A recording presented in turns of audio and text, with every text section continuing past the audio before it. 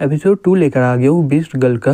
लिन के को पकड़ते हुए बोलता है ये मेरी है, कोई भी मेरे से इसे ले नहीं सकता है। के अपने मन में बोलती है क्या मेरे एम्पायर कन्फ्यूज किए क्या मुझसे। सिटी लॉर्ड बोलता है ये बच्चे कमजोर होना कोई बुरी बात नहीं है, लेकिन कमजोर लोगों के पास हाई रैंक का बीस्ट नहीं होना चाहिए। तो मुझे इसे दे दो तो मैं तुम्हें जिंदा छोड़ दूंगा। लिन बोलता है अगर तुम्हारे पास दम है तो खुद ही आकर ले जाओ। फिर वो अपने मन में बोलता है मैं अभी 20% इस्तेमाल किया था अपना ताकत को, अब बचा वो 80% ताकत इसके लिए काफ़ी होगा।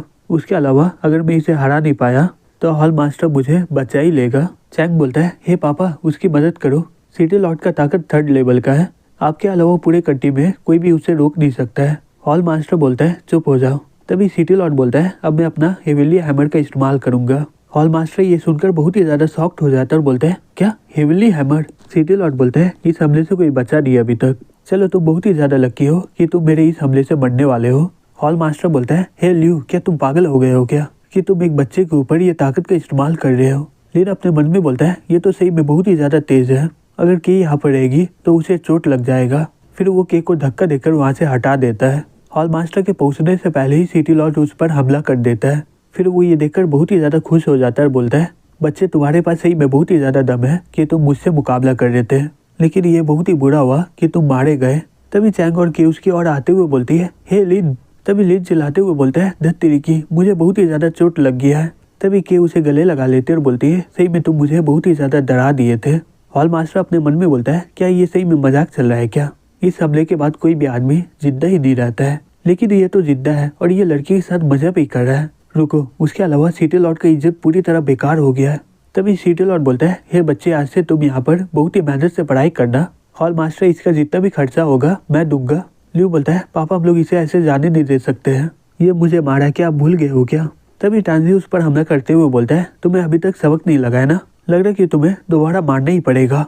ठीक है फैंग लिन को संभाल लेना, अब मैं चलता हूँ। फैंग बोलता है चिंता मत करिए मैं सब कुछ संभाल लूंगा सिटी लॉर्ड। चैंग बोलती है हे पापा टांजी अपना मन क्यों बदल लिया है, वो तो ऐसा इंसान है ही नहीं। फैंग बोलता है वो अपनी ताकत की मदद से सिटी लॉर्ड बना दी है, उसे पता है कब ताकत और दिमाग का इस्तेमाल किया जाता है, लेकिन लिन के आने से ये स्टैग्नेंट कंट्री पूरा बदल जाएगा। फिर कुछ देर के बाद वो लिन से बात करते हुए बोलता है हे तुम क्या नहीं बताने वाले हो क्या कि तुम्हें ये इंसान वाला बीस्ट कहाँ से मिला है। लिन बोलता है इसे बताना बहुत ही ज्यादा कॉम्प्लिकेटेड है, प्लीज इसे जाने दीजिए। फैंग बोलता है ठीक है तो मैं इस बारे में ज्यादा बोलूंगा नहीं, क्या तुम्हें पता है टांजी अपना मन क्यों बदल लिया था। लिन बोलता है हाँ मुझे भी बहुत ही अजीब लग रहा है, क्या वो मुझ पर इंटरेस्टेड ले रहा है क्या। फैंग बोलता है नहीं ऐसा कोई बात नहीं है, उसका हमला मेरे अलावा कोई और नहीं, कुछ नहीं मैं ऐसी बकवास कर रहा था। तुम्हें मैं यहाँ पर आज इसलिए बुलाया हूँ, मैं तुमसे मार्शल आर्ट कॉम्पिटिशन के बारे में बात करना चाहता हूँ। यहाँ पर 6 कंट्री के लोग आपस में लड़ने वाले हैं, सभी लोग ये कॉम्पिटिशन में अपना ताकत दिखाएंगे। ये कॉम्पिटिशन साल में 1 बार होता है और ये अगला महीना ही होने वाला है, क्योंकि हमारा सेगमेंट बहुत ही ज्यादा छोटा कंट्री है, इसी वजह से हम लोग हमेशा लास्ट में रहते हैं। लेकिन तुम्हारे आने के बाद ऐसा लग रहा है कि सेगमेंट कंट्री बहुत ही ऊपर जाएगा इस बार। लिन बोलता है तो तुम चाहते हो कि मैं ये कॉम्पिटिशन में पार्टिसिपेट करूँ ना। फैंग बोलता है हाँ बिल्कुल, अगर हम लोग ये कॉम्पिटिशन जीत गए तो तुम्हारा बहुत ही ज्यादा नाम हो जाएगा। लिन बोलता है मैं ये तारीफ लेकर करूँगा क्या, अगर मैं पार्टिसिपेट करूँगा तो मुझे मिलेगा क्या। फैंग बोलता है ठीक है मैं इसके बारे में सिटी लॉर्ड से पूछ के बताऊंगा तुम्हें। लिन बोलता है इसे क्या लग रहा है मैं इसके लिए फ्री में काम करूंगा। वो किताब बोलता है ये कॉम्पिटिशन बहुत ही बढ़िया रहेगा, इससे तुम्हारा कल्टीवेशन बहुत ही जल्दी इम्प्रूव हो जाएगा। लिन बोलता है वो ऐसा बात है तो मैं कभी पार्टिसिपेट नहीं करने वाला हूँ, मैं डीमन रेस को जिंदा करने के लिए इतना मेहनत क्यों करूंगा। तभी वो किताब उस पर हमला कर देता है और बोलता है सही में तुम्हारा बहुत ही ज्यादा दम हो गया है। लिन बोलता है मैं तो ऐसे ही मजाक कर रहा था। तभी वो देखते हैं कि चैंग वहाँ पर नहा रही होती है, वो ये देखकर शॉक्ड हो जाता है, बोलता है हे तुम्हें गलत फहमी हो रहा है, ये किताब मुझ पर हमला किया था, ये मेरा गलती नहीं है, सही में मुझे नहीं लगा था कि तुम्हारा इतना बड़ा होगा। चैंग बोलते हैं मुझे विश्वास नहीं हो रहा है कि तुम इतना मासूम दिखते हो, लेकिन तुम इतना बेकार काम करोगे। वो किताब बोलता है ओ मैं तुम्हें बताना ही भूल गया हूँ कि मेरे अलावा तुम्हें कोई और नहीं देख सकता है। लिन गुस्से से बोलता है तुम अभी इसके बारे में मुझे बता रहे हो। चैंग बोलती है क्या तुम मजाक कर रहे हो, क्या तुम्हें कोई किताब मार सकता है क्या, हे जाओ ये ठरकी को पकड़ लो। फिर वो स्लाइम उस पर बर्फ से हमला कर देती है। तभी जी वहाँ पर आ जाती है। लिन बोलता है हे के जल्दी से कहीं और चलो। के बोलती है ठीक है योर मैजेस्टी। फिर कुछ देर के बाद लिन बोलता है सही में ये बहुत ही बुरा हो रहा है, चलो ये बहुत ही बढ़िया हुआ कि के का फायर एट्रीब्यूट है, नहीं तो मैं अभी जम के ही मर जाता है यहाँ पर। के बोलती है हे मास्टर अगर आपको ज्यादा ही ठंड लग रहा है तो मैं आपको गर्म कर सकती हूँ।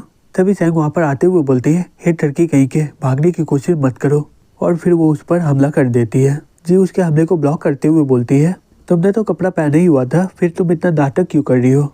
मास्टर अगर आपको देखने का ही मन है तो मैं आपको दिखा सकती हूँ। तभी जैंग उस पर पीछे से हमला कर देती है। लिन उसके हमले को ब्लॉक करते हुए बोलता है, हे अभी इस बारे में बात करने का समय नहीं है। कि अपने मन में बोलती है, मास्टर मुझे बचाया है, मैं अपने आप को देने के अलावा और क्या कर सकती हूँ। तभी जैंग वहाँ पर आते हुए बोलते हैं, तुम्हें क्या लगता है तुम यहाँ से बच पाओगे? तभी उसका पाँव स्लिप करके वो वहाँ पर गिर जाती है। लिन बोलता है, वाह ये तो बहुत ही ज्यादा क्लीन है। जैंग गुस्से से बोलती है, हे तुमने सब कुछ देख लिया है ना? लिन बोलता है, मैं कैसे देख सकता हूँ, मुझे सही में कुछ दिखाई नहीं दिया है, मैं तो अंधा हूँ। चैंग बोलते, मुझे पता है कि तुम झूठ बोल रहे हो। हे जाओ चलो साथ में हमला करते हैं।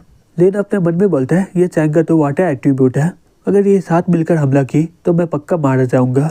तभी फैंग वहाँ पर आ जाता है, बोलता है, हे रुक जाओ, तुम लोग कर क्या रहे हो? क्या तुम लोग मार्शल आर्ट हॉल को तबाह कर दोगे क्या? चैंग बोलती है, पापा ये ठड़की है, ये मुझे देख रहा था नहाते हुए। फैंग बोलता है, चिंता मत करो, मैं सब कुछ देख लिया हूँ, तुम वापस चली जाओ, मैं इसे सबक सिखाऊंगा।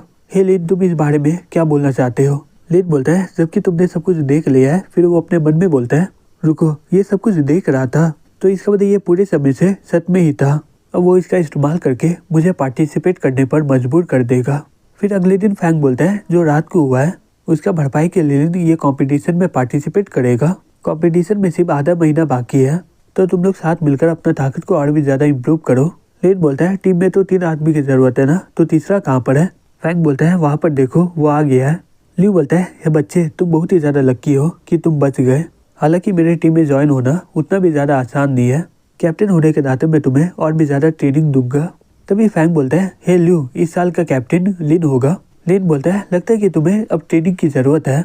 ल्यू बोलता है, मैं पिछले 3 सालों से कैप्टन बनते आ रहा हूँ, मैं अभी जाके इसके बारे में पापा को बता देता हूँ। फैंग बोलता है, हे तुम्हें याद है ना कल क्या हुआ था? अगर उसे पता चला कि तुम फिर से लिन के पीछे पड़े हुए हैं, फिर तुम्हें पता ना क्या होगा। चैंग बोलती है, तुम पिछले 3 सालों से कैप्टन बनते आ रहे हो, लेकिन हम लोग एक बार भी जीते नहीं है। अगर तुम इस बात पर राजी नहीं हो तो तुम जा सकते हो यहाँ से। ल्यू बोलता है, नहीं मैं इसके लिए राजी हूँ। लिन बोलता है, मुझे कोई फर्क नहीं पड़ता है, इसे ही कैप्टन बनने दो। चैंग बोलती है, हे तुम चुप हो जाओ, अगर हम लोग इस साल हार गए ना तो मैं अगले ही समय तुम्हें मार डालूंगी। ल्यू बोलता है, कल चैंग तुम्हें बचा रही थी और आज तुम्हें मारना क्यों चाहती है? तुमने ऐसा क्या किया है वो इतना ज्यादा गुस्सा हो गई है? लिन बोलता है, नहीं कोई ज्यादा बड़ा बात नहीं है, मैं कल रात को उसे नहाते हुए देख लिया था। ल्यू बोलता है, ब्रदर सही में तुम तो बहुत ही आगे निकल गए। तभी फैंग बोलता है, हे लिन तुम अपने दोनों टीम के साथ जल्दी से ग्रेट बियर माउंटेन में चल जाओ जो सिटी के बाहर है, वहाँ जाकर जड़ी बूटी इकट्ठा करके पिल बनाओ। तुम लोग साथ में काम करोगे, इससे तुम्हारा ताकत और भी ज्यादा बढ़ जाएगा। फिर कुछ देर के बाद वो लोग ग्रेट बियर माउंटेन में आ जाते हैं। ल्यू बोलता है, हे चैंग मैंने सुना है कि यहाँ पर बहुत ही बियर आ जाते हैं, लेकिन चिंता मत करो मैं तुम्हें बचा लूंगा। चैंग बोलते हैं, इसकी कोई जरूरत नहीं है।